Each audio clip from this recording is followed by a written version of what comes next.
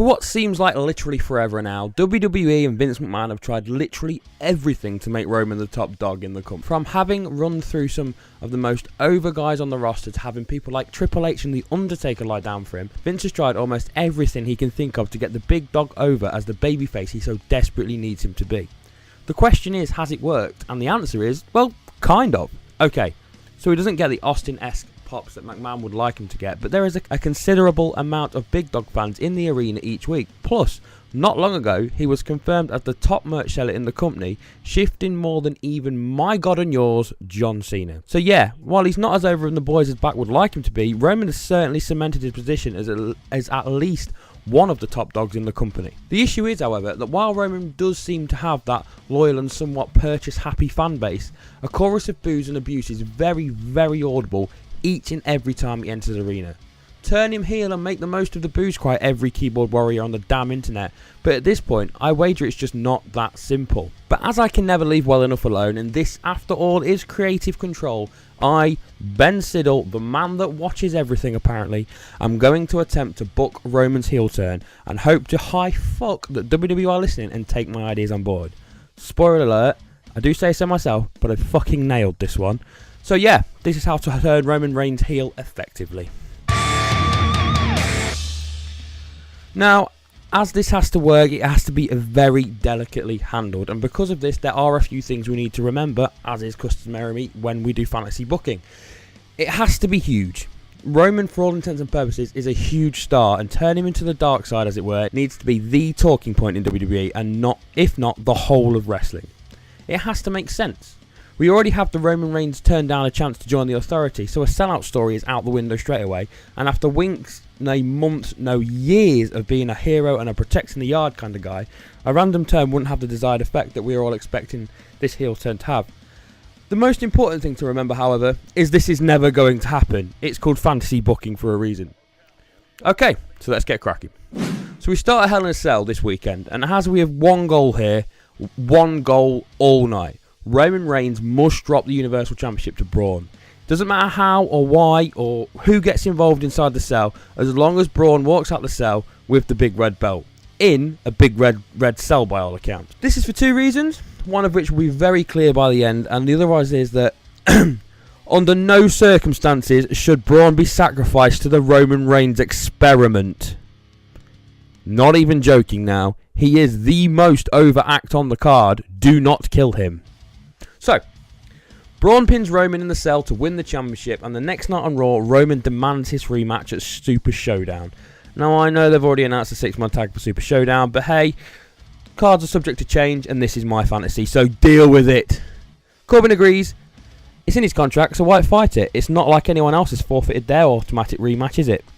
But Corbin says he is bored as hell with Roman always getting the main event slot, so if he does not beat Strowman in Australia, he will never get another shot at the Universal Championship, providing Braun is the champion. And also, he has to go it alone.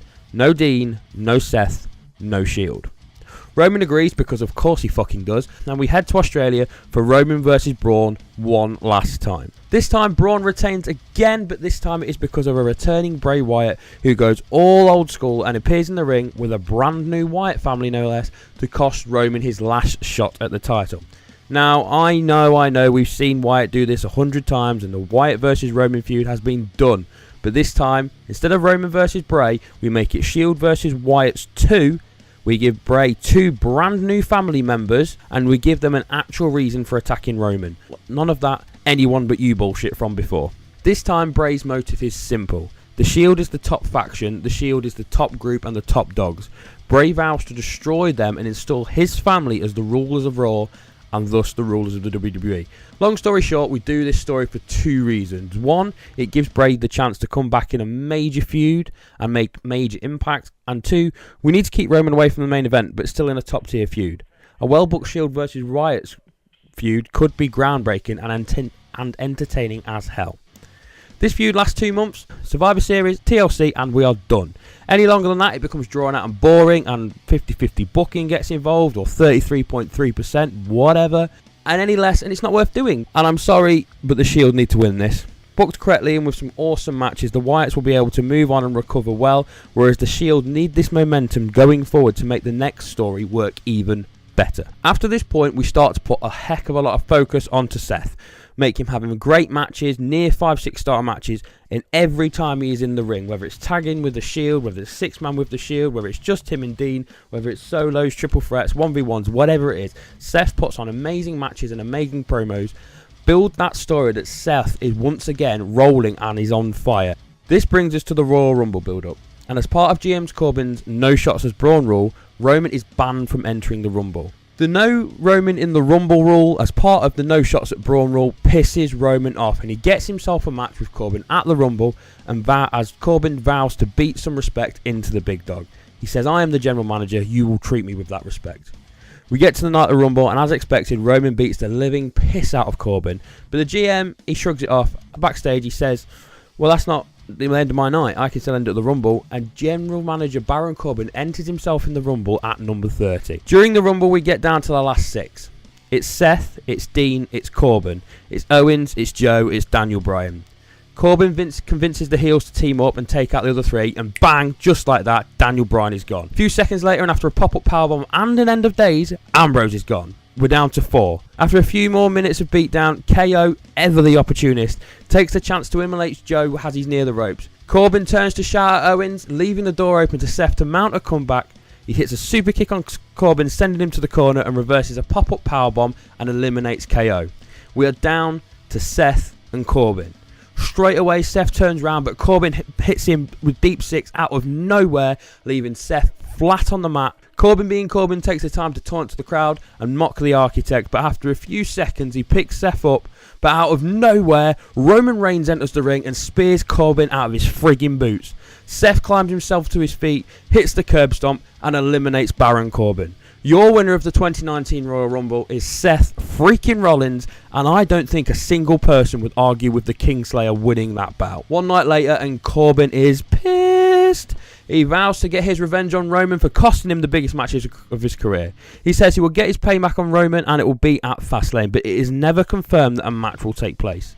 Corbin just promises something special at the next pay-per-view, and that's that. At the same time, Seth makes it clear he is after the Universal Championship and not the WWE.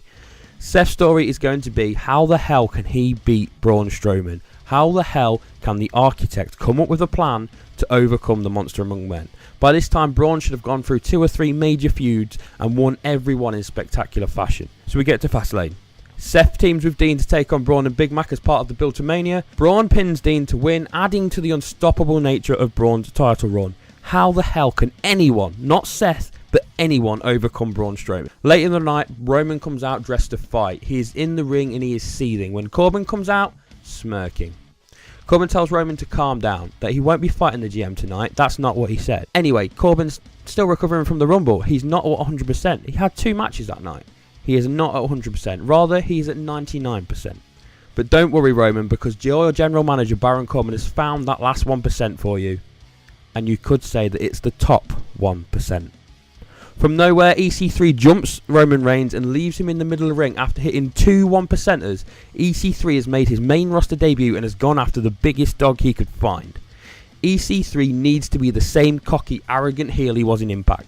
Aligning him with Corbin and the Authority by extension will allow him to be the best cocky character he can be, leaning on the Authority for favours but at the same time backing it up in the ring. So we get to Mania. We have EC3 versus Roman, and we have Braun versus Seth. Dean can be in the inevitable ladder match or something. EC3 needs to beat Roman this night. I know it's a big ask, but it just needs to happen. It can be dirty and it can be rough as Baron comes to the ring to help EC3 win, but nobody comes to help Roman. Dean is beaten up from his ladder match. Seth is preparing for Braun in the main event. Roman is alone. EC3 sets off his career in good fashion by beating the big dog when nobody would come to his aid. That brings us to the main event. Now, I know I'm the first person to say that the WWE Championship is for the main event, but for this, I think we can make an exception. The match goes as we would expect it to go. Seth tries to get the momentum, but Braun overpowers him and cuts him off at every chance. Partway into the match, we get our first power slam. 1, 2, Seth kicks out. Another power slam. 1, 2, Seth kicks out again. A third power slam, and Seth kicks out again. No matter what he does, Braun cannot put Seth away. This goes on and on and on. Idea, move after move after move. Seth will keep kicking out. Braun cannot put him away. We can see Strowman slowly getting more and more frustrated as that match goes on until he snaps. He grabs a chair and drags it to the ring. He sets up to just about to drop Seth, but out of nowhere, just like at the Rumble, Roman appears. He is on the apron and he pulls the chair out of Braun's hands. Braun turns around and drops him off the apron with a big right hand, but turns around into a curb stomp. 1, 2, 3. Seth has pinned the monster and captured the Universal Championship. The crowd erupts, confetti falls, the streamer goes off, his music plays. Seth has made it to the top of the mountain once again. Roman enters the ring and embraces his friend. He lifts his arm aloft and points at him and backs away, giving him the ring and the spotlight. 3 seconds pass, 5 seconds pass, and bang! Roman Reigns spears the holy crap out of Seth Rollins. He lifts him to his feet and shouts in his face, "It was supposed to be me," and drops him again with one of them weird spear thingy when he bounces off 2 ropes. He leaves Seth laid out in the middle of the ring and leaves, all the time saying, "It was supposed to be me. It was supposed to be me." Next night on Raw, I'd open the show with Roman explaining how the plan was always for him to be top dog. But last night, his best friend and Shield brethren stabbed him in the back for the 2nd time. And Seth wouldn't even be in that match if it wasn't for Roman Reigns. That sets up Seth's first major title program against a heel Roman Reigns. And that's that. That's how I would turn Roman heel.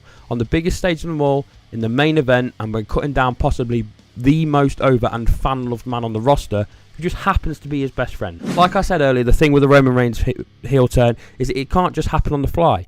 Most fans on the internet think that just simply turning it on a whim will be the answer to everything. That won't work. It has to be true. It has to be in keeping with what we know of Roman Reigns. He already turned down the Authority, so he's not going to sell out. He's already turned down Heyman, so he's not going to pair himself with Heyman.